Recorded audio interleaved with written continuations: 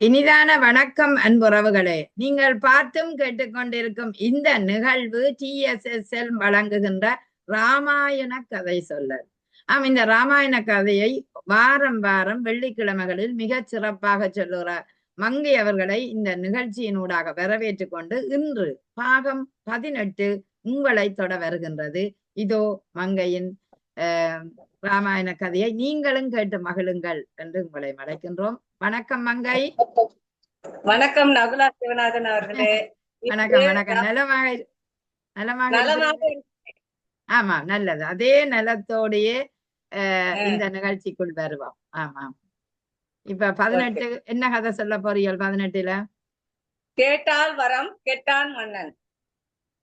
ஓ, கேட்டால் வரம் கெட்டான் மன்னன் நல்லா இருக்குது. சோ எதுக மோன போல கேட்டால் வரம் கெட்டான் மோன.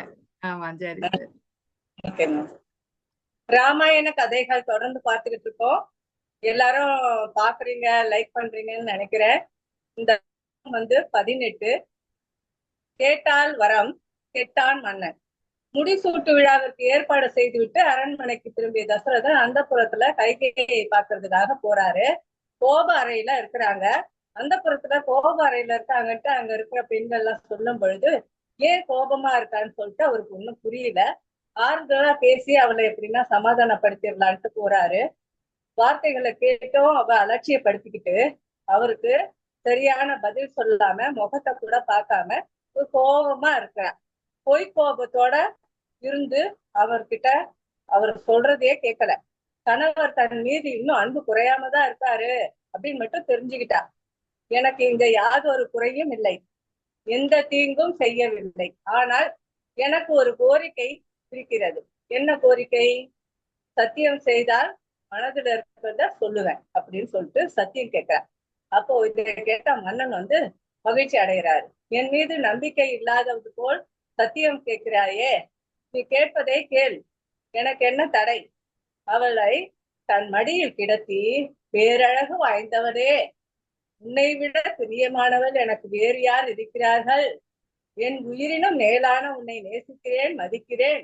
என் பிள்ளைகளில் எனக்கு மிகவும் பிடித்த ராமன் மீது ஆணையிட்டு சொல்கிறேன், என்ன வேண்டுமானாலும் கேள் என்று சொல்றார். சொன்னதும், நீங்கள் ராமன் மீதே சத்தியம் செய்திருக்கிறீர்கள், எனவே வாக்கு தவற மாட்டீர்கள் என்று நம்புகிறேன். சம்பராசுரனுடன் நடந்த போரில் தங்களை 2 முறை உயிர்ல இருந்து உங்களை ஆபத்துல இருந்து காப்பாற்றினேன். அப்ப நீங்க என்ன வரம் வேண்டுமோ கேளுன்னு சொன்னீங்க. அப்ப கேட்கல, அந்த வரத்தை இப்ப கேட்கிறேன் அப்படின்னு சொல்லிட்டு சொல்றான்.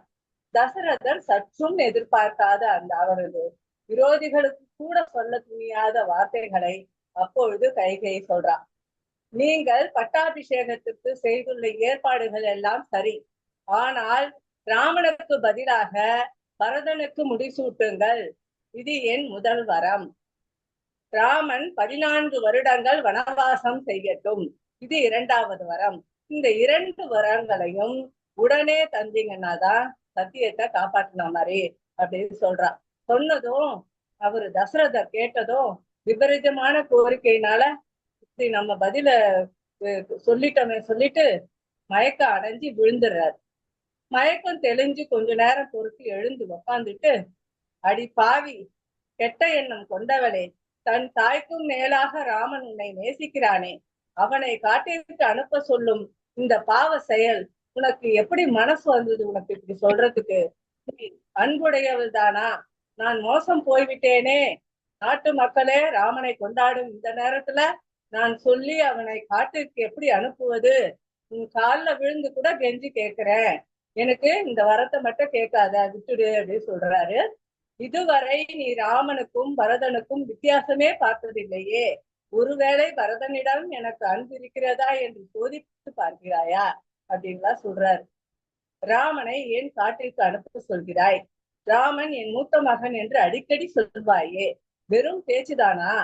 இதுவரை நீ நியாயம் தவறாமல் தானே வாழ்ந்து வந்தாய். மதிக்கெட்டு போய் உனக்கு ராமன் பணிவிடை செய்வதில் என்ன குறை இருக்கா அப்படின்லாம் கேட்கிறார். தயவு செய்து இரக்கம் காட்டு, ராமனை காட்டிற்கு அனுப்ப வேண்டும் என்று சொல்ற வரத்தை மட்டும் விட்டு விடு அப்படின்னு சொல்றாரு. அவ கேட்கவே இல்லை. நீங்கள் எனக்கு வரம் தருவதற்கு சத்தியம் செய்திருக்கிறீர்கள். தர்மம் தவறினால் இந்த உலகமே உங்களுக்கு பழிக்கும். உங்களுடைய குலத்துல முன்னோர்கள் தர்மமான சிதி சக்கரவர்த்தி கூட ஒரு புறாவிற்கு தன் உடல் சதையை அறுத்து கொடுத்தார். அப்படிப்பட்ட வம்சத்துல நீங்க வந்திருக்கீங்க. தர்மத்தை காப்பாற்ற வேண்டாமா அப்படின்னு சொல்லிட்டு சொல்றா. பின்வாங்க வேண்டாம் அப்படின்னு சொல்லும் பொழுது ராமா ராமா என்று அலறி மயக்கம் அடைந்து தசரதர் விழுந்துறாரு. கவலைப்படல, அவ எதுக்குமே கவலைப்படல. அப்படி கோசலையும் சீதையும் என்னை பற்றி என்ன நினைப்பார்கள், ராமனை நான் எப்படி பிரிவேன் என்று கதறி அழுகிறாரு.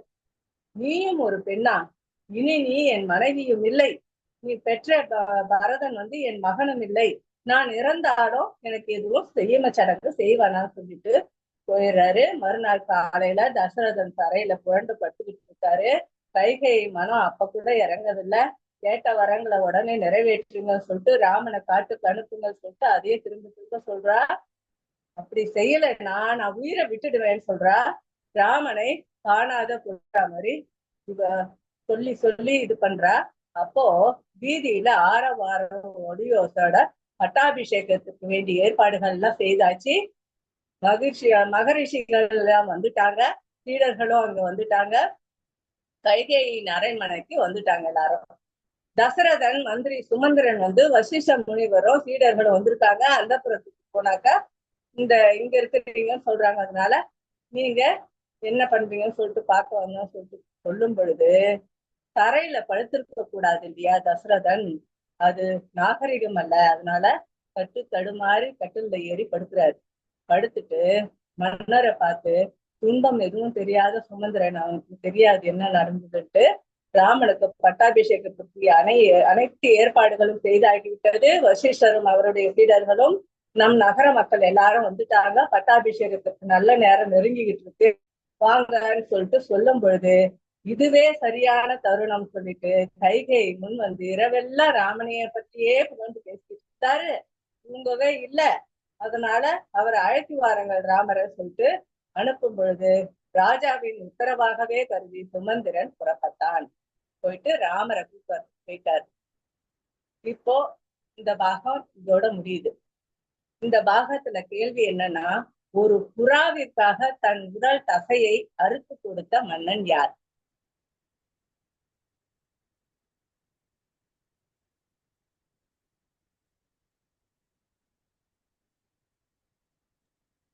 எனக்கு தெரியும் என்று கையெழுத்தினேன். உண்மையிலேயே புறாவுக்காக அந்த தசை இந்தவனை நாங்களும் படித்திருந்தோம்.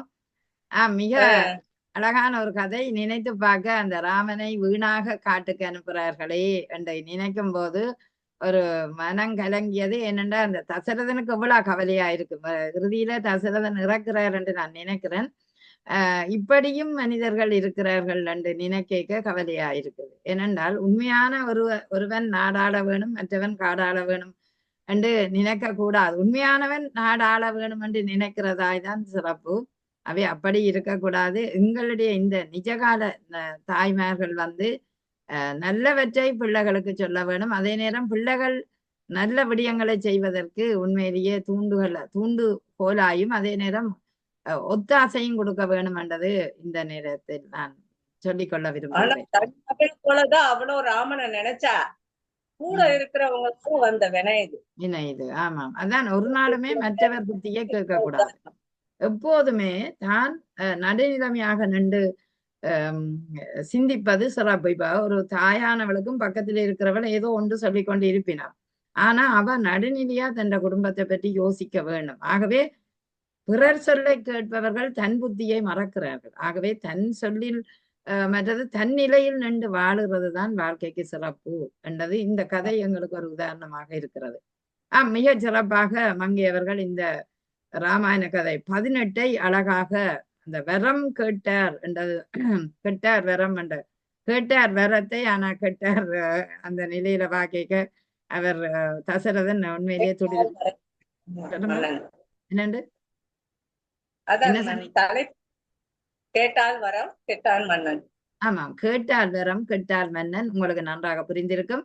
இந்த கதையை நீங்கள் தொடர்ந்து கேட்பீங்கள் என்று நினைக்கிறேன். இந்த யூடியூப் சேனல்ல நீங்க கட்டாயம் கேட்கலாம். அன்போட கேட்டுக்கொள்கிறேன். நீங்கள் உங்களுக்கான அந்த விடைகளை நிச்சயம் எழுதுங்கள். கீழே உங்களுக்கான ஒரு பரிசு காத்திருக்கிறது என்று நாங்க சொன்ன நாங்கள் பார்ப்போம் யார் எழுதி அந்த பரிசை பெறப்போகிறார்கள் என்பதை ஆவலோட எதிர்பார்த்து கொண்டு இந்த 18வது பார்ட் 18 நிறைவு பெற்று 19வது நிகழ்வோடு உங்களை சந்திக்கும் வரை விடைபெறுபவள் நகுலா சிவநாதன். மங்கேற்கர். வணக்கம்.